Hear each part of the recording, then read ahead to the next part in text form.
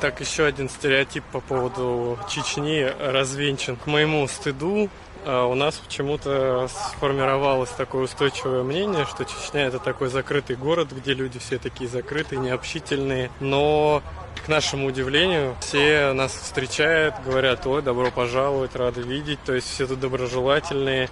И даже вот мы стали свидетелями кавказского гостеприимства. Мы просто зашли купить воды, но у нас были только крупные деньги и не было сдачи. И девочка, которая продавала воду, просто готова была нам ее бесплатно отдать. Она нам ее отдавала, говорит: да забирайте, все, не нужно ничего. Ну, у нас был 1 евро, мы его отдали, все равно в счет оплаты за воду. То есть мы не стали этим пользоваться.